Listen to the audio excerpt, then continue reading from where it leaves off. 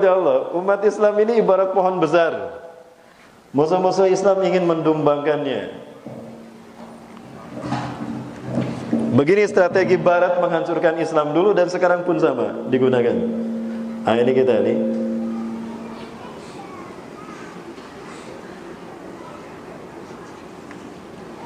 Umat Islam nih. Nah, ini ada ranting-rantingnya ya. Mereka ingin menghancurkan umat Islam. Mereka hanya punya mata kapak saja. Ya, mereka mencoba ingin menghancurkan umat Islam, tapi mereka hanya punya mata kapak saja, Bapak Ibu. Apakah bisa hanya dengan menggunakan mata kapak dipegang dengan tangan, dipukulkan ke pohon tadi? Yang tumbang pohonnya apa tangannya?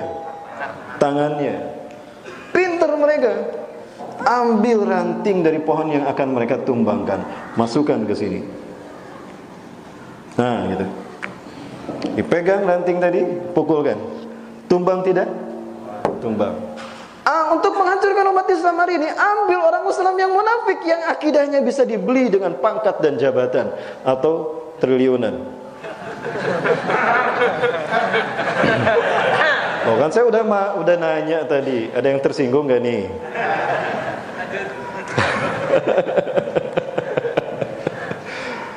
Dia ambil, dia cuci otaknya tuh. Berhasil. Ulama mau kajian dicegah, dibatalkan. Paus disun tangannya. Ngawur kan orang kayak gini. Nih, kalau bukan karena orang munafik yang seperti ini, umat Islam tidak akan terhina sampai sekarang. Al-Hafiz Abdullah Azam Syekhul Mujahizin benar-benar mengatakan rahimahullah,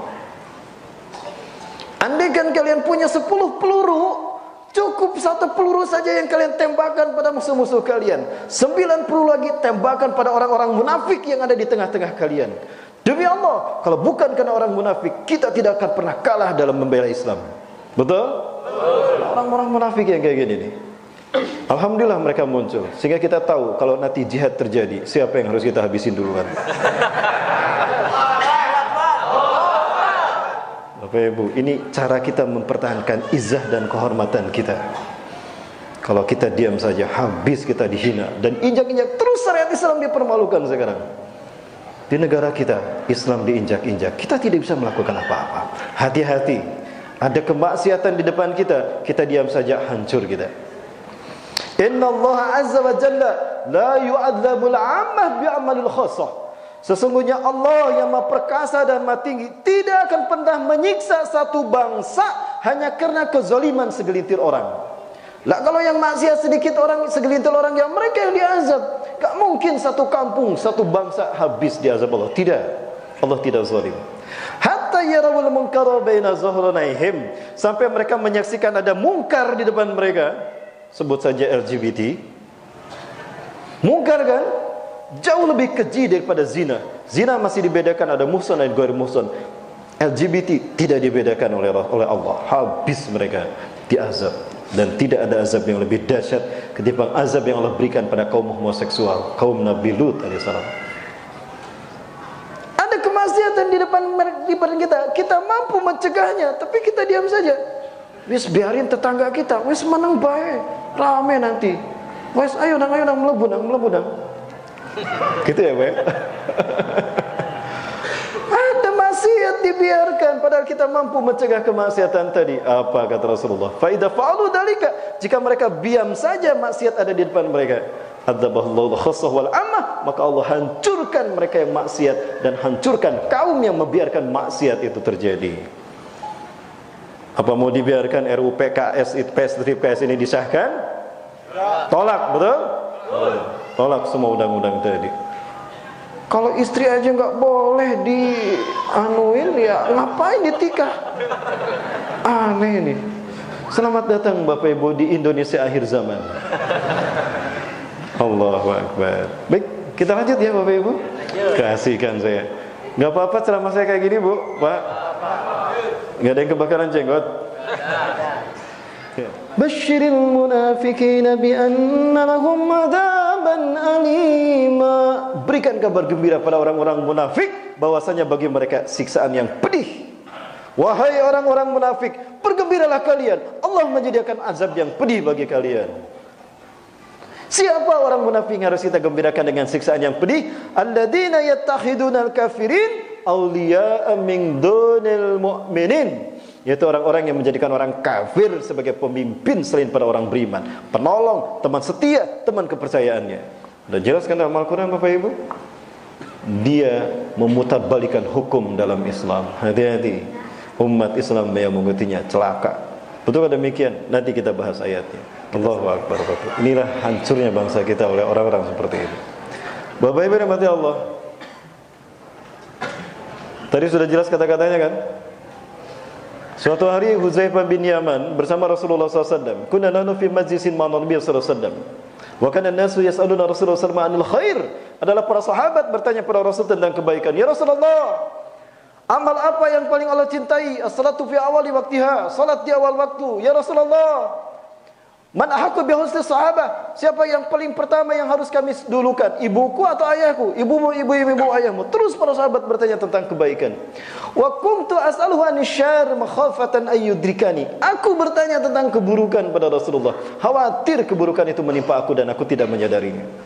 Orang cenderung menampakkan kebaikan, tapi keburukan cenderung disembunyikannya karena menjaga gengsi. Huzaifah sebaliknya, keburukan yang beliau tanyakan. Ya Rasulullah, kunna nahnu fil jahiliyah.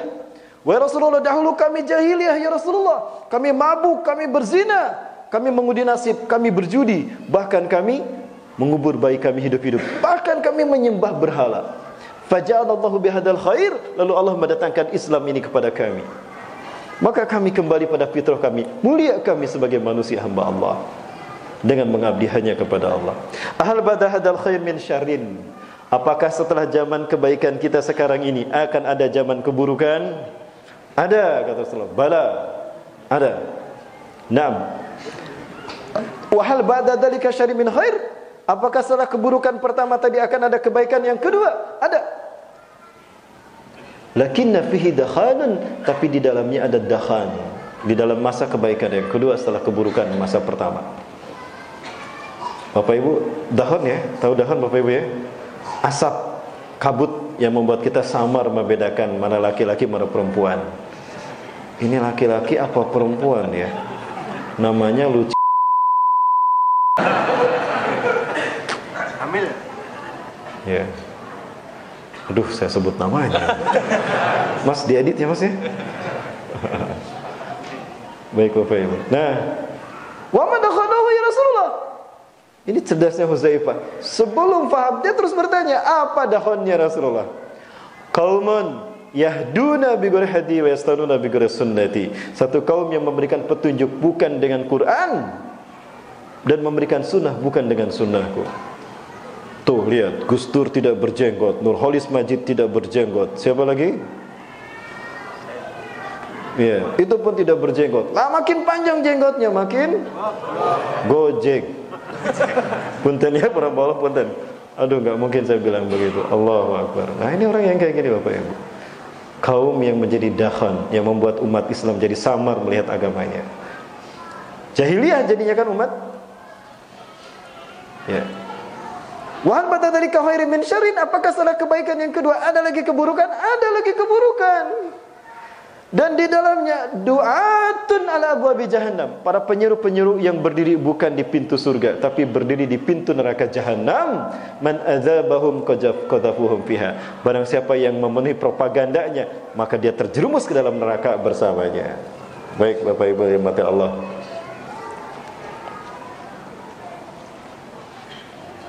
Bapak Ibu rahmati Allah. Maka kemudian para sahabat Huzaifah Rasul mengatakan lagi, ta'rifu minhum ma tunkiru. Kalian mengenal mereka dan kalian ingkari mereka. Sifhum lana ya Rasulullah. Sebutkan ciri-ciri mereka ya Rasulullah. Hum min jildatina. Kulitnya sama dengan kita kata Rasulullah. Muslim, namanya aja nama Arab kan? Wajahnya wajah Arab. Ya. Wa yatakallamuna bi alsinatina wa yatakallamuna bi alsinatina, berkata-kata dengan lisan-lisan kita. Bicara agama, bicara fatwa, bicara kepemimpinan. Allahu Akbar. Bapak Ibu, kita buka Quran surat At-Taubah ayat 31. Di dalam Quran surat At-Taubah ayat 31, a'udzubillahi minasyaitonir rajim. Ittakhadhu ahbarahum wa ruhbanahum arbaban min dunillah wal Masih Isa ibn Maryam Rasulullah. Maaf. Baban min dunillah wal Masih ibn Maryam wa ma umiru illa liya'budu ilahan wahida la ilaha illahu subhanallahi amma yusyrikun. Subhanahu wa ta'ala subhanahu amma yusyrikun. Ya, syukran. At-Taubah 31. Ittahadu ahbarahum, mereka menjadikan alim-alim mereka, waruhbanahum, dan rahib-rahib mereka, pendeta-pendeta mereka, arbabam min dunillah, sebagai Tuhan selain Allah. Wal Masih ibn Maryam, dan mereka mempertuhankan Al-Masih bin Maryam. Wa ma umiru, padahal mereka tidak diperintah, illa liya'budu ilaha wahida, melainkan menyembah Tuhan yang Maha Esa. La ilaha illa huwa, tidak ada Tuhan selain Allah. Subhanahu amma yusyrikun, Maha suci Allah dari apa yang mereka persekutukan. Adi bin Hatim baru masuk Islam, dia ahli kitab tadinya. Ya Rasulullah, ma ra'aituhum ahlal kitabi al-yahuda wan nasara yarka'una aw yasjuduna amama ahbarum wa rubbanum. Kaifa yuqalu dzalik? Ya Rasulullah, saya ahli kitab dulu. Saya tidak pernah melihat orang-orang Yahudi Nasrani ruku dan sujud di hadapan pendeta mereka, di hadapan alim-alim mereka. Kenapa mereka dikatakan menjadikan alim-alim mereka, rahib mereka sebagai Tuhan, ya Rasulullah? Apa kata Rasulullah? Rasulullah menegaskan, bal ya'budunahum, bahkan sungguh mereka menyembahnya. Kaifa yakunu dzalik? Bagaimana itu bisa terjadi, Rasulullah? Inna ahbarahum wa ruhbanahum yuhallaluna ma haramahullahu lahum wa yuharrimuna ma ahalallahu lahum.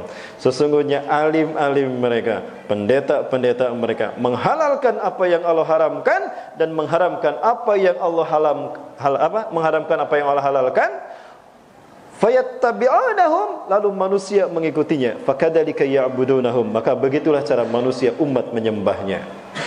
Artinya apa? Jika hari ini ada orang ngaku kiai, ada orang ngaku ustad, ada orang ngaku ulama, menghalalkan apa yang Allah haramkan dan mengharamkan apa yang Allah halalkan, lalu umat mengikutinya, begitu cara kiai itu disembah.